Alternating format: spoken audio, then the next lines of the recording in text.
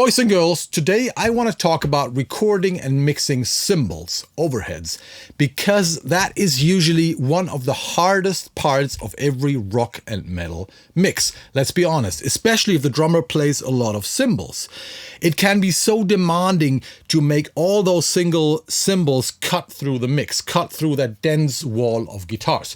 Today I want to talk about how I mic my overheads, how I mic single cymbals, and I want to show you a technique that will make every cymbal cut through every mix. I'm not kidding. It's just a lot of work. So this video is not for lazy people. Here we go. So what we got here is a mix that I did something like 5 years ago or something with a pretty natural drum sound. This is a Dutch tech death band called DISAVOWED. Some of you guys might know them. Great band.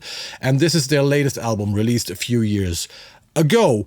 And we're mixing that song right now in my academy, Kohle Audio Kult. So check the link below if you want to mix this song yourself. Anyway, this is a very good example of how you can make your cymbals cut through a dense mix. But let's just have a listen to the first riff.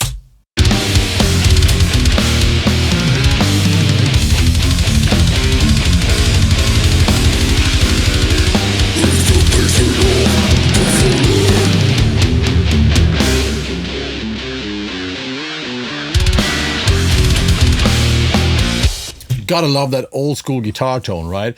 It's a very unique sounding production that really goes back to the early days of tech death, and I really like how it sounds. So let's have a listen to the drums solo. They sound like this.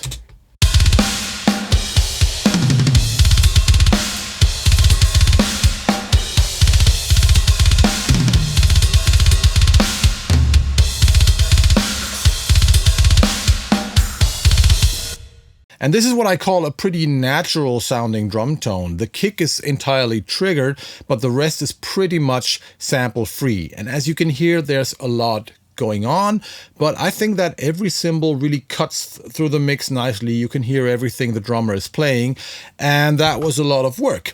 So let's start with the miking process. Let's have a listen to my main overhead track, which sounds like this.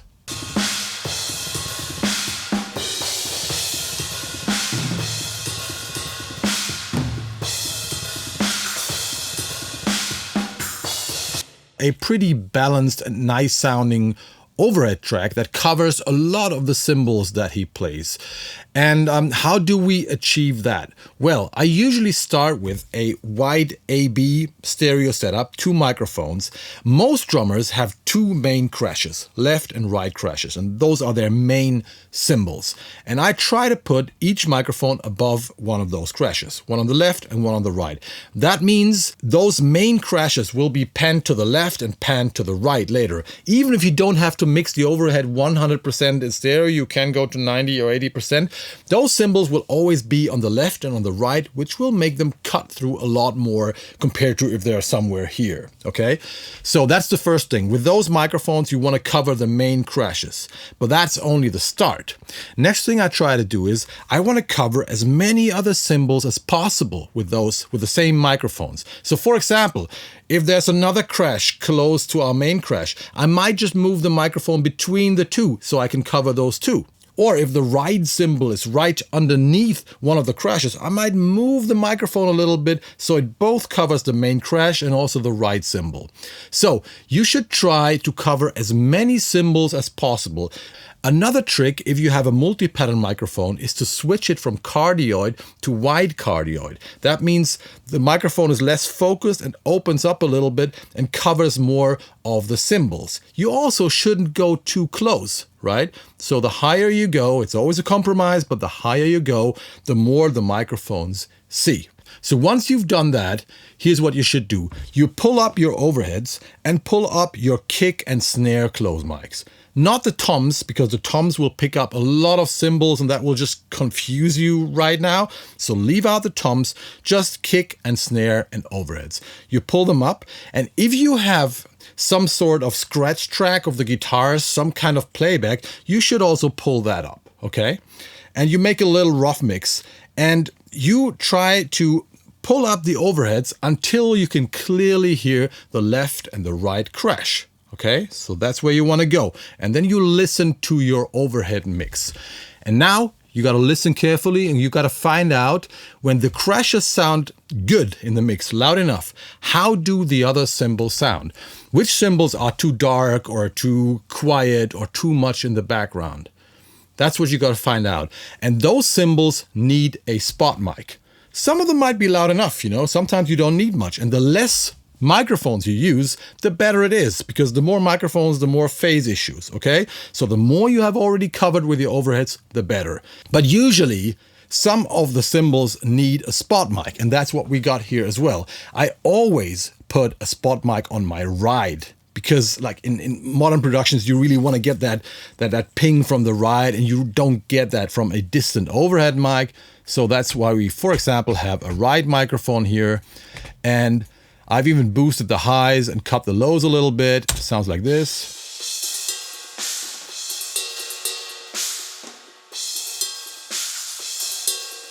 And that just makes the ride a lot more precise compared to just using the overheads. So we start with the overheads. Let's turn on the ride.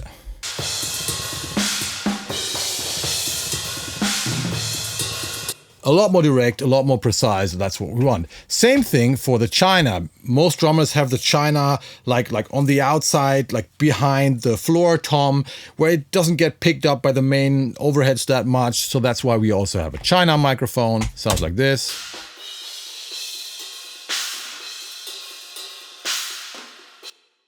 Same EQ, cutting the lows, boosting the highs.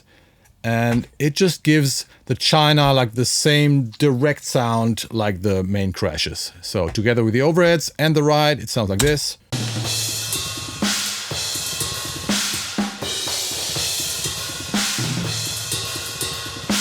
You see, we're getting there. Now, same thing with the hi-hat. Let's add the hi-hat.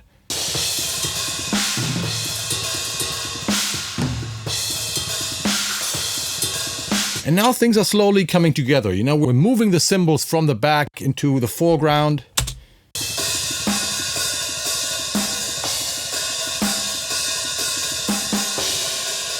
So we're getting there. But you know what? Here's the sad news. You can't just keep on adding and adding spot mics. It only works to a certain point. One reason might be that some of the cymbals are really close to each other and you already have a microphone above them, and one of the cymbals is simply too dark or too quiet. So even adding another mic will first of all cause some phase issues with the other microphone. That might sound weird already, but it will even pick up too much of the other mics around it, so it will destroy more than it improves. Then there are other cymbals that are super quiet, like small splashes. So if you add a mic there, you have to go super close, really close, which actually sounds really shitty. So even if that brings up the mic, it's not going to sound good. Do you want that? Not really. And then again, sometimes you just pick up too much of the other stuff. And remember, the less mics, the better the phase relationship between all the microphones. So sometimes it just makes no sense. And especially if you have a really quiet cymbal next to a loud cymbal, that's a real nightmare, because even adding a close mic here will pick up more of the other cymbal than what you want. So it's gonna create a mess. So there is a natural limit to the amount of spot mics you can add to a kit, at least in my world. Some of you might also have the problem that you simply don't have enough mics or don't have enough channels. So what can we do? There is a solution. There's good news. So let me show you the most transparent way of making those cymbals louder. And that is by using samples. So ironically, using samples is the most organic and transparent way to make those cymbals audible. So here's what you got to do. You can see that behind the song, I have all my cymbal samples. So I let the drummer play every cymbal from right to left. Got a China here. I usually just let him hit every cymbal twice. Then we have the main crash, then a splash, another crash, and so on. So that's what I do on every session. Before we start recording real songs, I let him give me every single cymbal twice.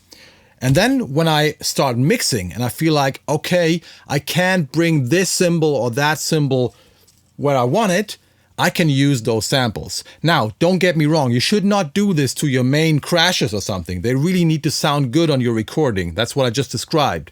But if there's like, you know, the splash number 3 or China number 5 or something, instead of adding more microphones, you can just use those samples. Because the cool part is, if you blend in those overhead samples, it will just sound like those cymbals are louder in the room. It will just blend perfectly with your overhead track. And what you do is this, have a look. You just copy your overhead track with exactly the same processing you use. Copy it here. And then I use different colors for the different cymbals. So this, for example, is a China. I can see it because it's orange. This is a splash. And then I go through the track during the mix, and whenever I feel one of the cymbals is not loud enough, I can add the sample. And sometimes you have to do this for every hit, but in this case, some of the splashes are actually loud enough and some are not. So let's have a listen. For example, here in the beginning, there's a splash right here. Let me turn off the sample. Let's listen to the drums. And I can hardly hear it. So let's turn on the sample. Let's open up those 2 tracks. Let's just solo them for a minute. So this is where the splash is, and I've just added the sample. Sounds like this. Perfect.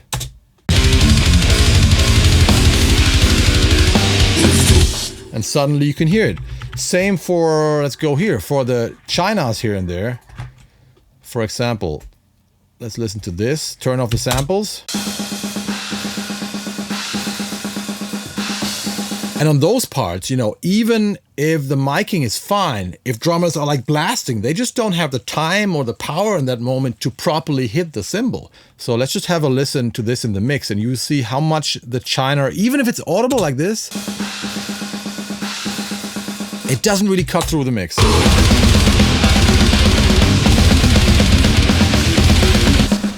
Let's add the samples. In the mix.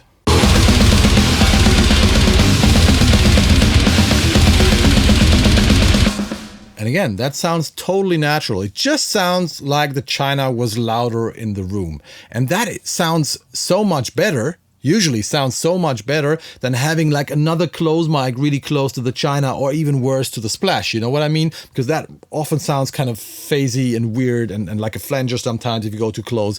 I don't like that sound. Whereas on the overheads, usually all the cymbals sound pretty good. One thing you can also do is you can EQ this, only the sample track, and give it a little more highs that will even make them poke through a little better.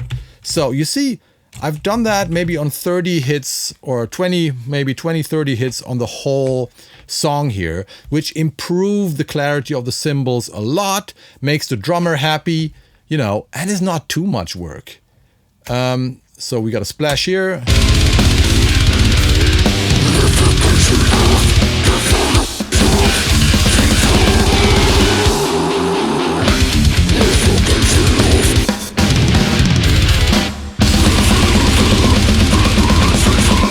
How nice is that, right? So once again, it's kind of ironic that using samples is the most organic way of making your cymbals cut through. I think it's kind of weird, you know. So, and it's interesting on this mix, on this drum mix, I'm not using any snare samples, for example, but I'm using cymbal samples. But I would say compared to most modern metal productions, this one actually sounds pretty natural.